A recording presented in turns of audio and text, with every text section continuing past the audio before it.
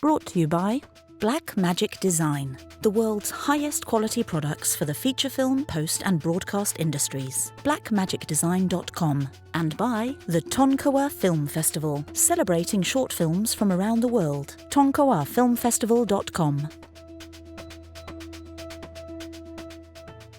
The movie is Exit 8 out of Japan. Liminal space horror film. It's based on a video game. It's based on a video game. I would say, I want to say a popular video game, but Were it's you popular familiar? amongst... I was not. I am not a gamer, but from what I understand, it is popular with the intense gamers, I think, and possibly the lo-fi gamers. It does have a fairly big following. Not only is it a video game, but it falls within the kind of the new thing in horror, which is kind of coming out now more often than maybe it was before, which is liminal space horror. People stuck in a large space with no way out. And quite possibly in the space with a entity that they can't explain. Right. We talked about this in our preview episode. Yeah. And everyone has had this nightmare about our own New York City subway. Yes. Yes. As far as these tunnels that just go on and on and on, and you think you've come to the end of it, and you turn a corner, and there's another tunnel. And it's sort of this very reminiscent of Times Square. Yeah, it's a strange, monotonous nightmare. And this movie consists of just that. There's a young man on his way to a temp job. He gets a call from his partner that puts a little pressure on him, and that seems to sort of be a catalyst for him then being caught in a endless loop within 4 subway tunnels and can't seem to find the way out. There's a sign that points to the exit, and it should be exit 8. Instead, it becomes exit 0, and you have to sort of, in an escape room type of aesthetic, you have to figure out what in the hallway is an anomaly. And that's another strange thing, is the sort of invisible intelligence. Even though it seems to be this sort of like dimensional anomaly mistake, at some point next to the wall where the exit is a sign that explains the rules of how to escape the tunnels, and it basically lines up how you're going to see anomalies. If you see the anomaly and you proceed down in the tunnels, you will then return again to the beginning, and you have to do this until continually do this until you see exit 8. It sounds like almost like a literal translation of a video game, because it's very much pattern recognition and things like that. Absolutely. It's very faithful to the video game. But what the filmmaker does, writer-director Genki Kawamura, what he does is he then puts in the sort of he puts in a narrative about our protagonists and fatherhood. It gives him like something of a character rather than just like player one kind of thing. Absolutely. Although we do get that. We do have a lot of shots of the point of view, the POV of, almost like what it would be like as I want to say firsthand, what would be considered a firsthand player or firsthand shooter? First person. Yes. So you have that. But then you also have a deeper narrative about a guy trying to figure out if he is not only ready for fatherhood, but worthy of fatherhood. In that, trying to find his emotion for it. Like where does he stand on fatherhood? And you're not really sure if he's ever thought of it before, but when it's presented to him, it's a complete shock.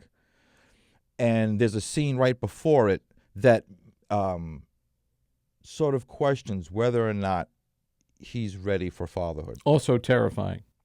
Also terrifying. And within the maze of these tunnels, he comes across 2 people in particular.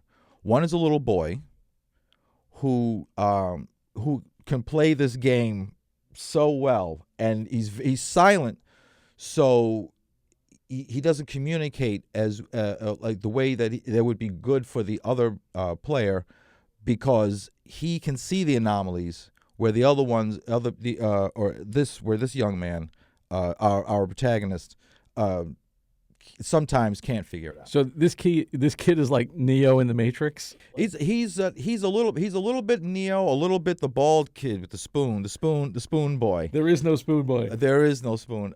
Those two characters then come across I think the character that will stand out in the movie the most, which is the walking man, Yamato Kochi. He plays the walking man, and you'll see him in the ads. He's this guy that just looks like a common commuter. He's just walking along, and every so often he'll just do his regular path, but every so often we'll come off the path, and we'll be standing right behind you, and he's there, and he's smiling, and sometimes he's not smiling. They did a great ad campaign with him around New York City in the subways. It was perfect. Yes. It was. What a great sort of guerrilla marketing thing to do. Yeah. So I haven't seen the film, but my hat's off. He was dressed exactly how he is in the film, with the suitcase and the phone. And he even showed up at the Q&A in character, in costume. Very cool. It's a really cool movie. Check it out. If you don't catch it in theaters, that's okay, because you'll want to play the game yourself. You'll watch it over and over again. You'll watch it over and over again to look for the anomalies. Right. And then to also figure out some stuff that he doesn't flat out explain when it comes to the main character figuring out about his where he is on fatherhood. I don't want to spoil anything, but the characters you should really kind of pay attention to and understand that it's a time-space dimension that they're in, and that they're not in just linear. It's like it mixes time and space. Yeah, it's very much like a lot of movies. They have like sort of the physical plot, the physical journey, right, and then like the metaphysical journey or the existential journey of the character. Yes. I mean, to me, most video games movies are not good. Like there's a lot of bad ones out there. Yeah. But this one, it looks like it embraces the source material, absolutely, but adds something to it to make you care. This one, and I think Iron Lung was also did try to do that, try to cross that bridge, in that you're not just watching a video game. You're getting into a narrative. You're getting to the story of people that it's are not caught just in a a situation. Twitch streamer kind of thing. No. This isn't. All right, very cool. It sounds like a solid recommendation. What's the scare factor on this? On a scale of like 1 to 5, how scary was it? There's some jump scares. It's not bloody. It's not gory. It's creepy. It's freaky, and at some point, you too will be caught in the maze. Like you will. There's a certain amount of frustration, and to the point of madness, that the protagonist goes through trying to get out of this maze, and then realizing that he can, and that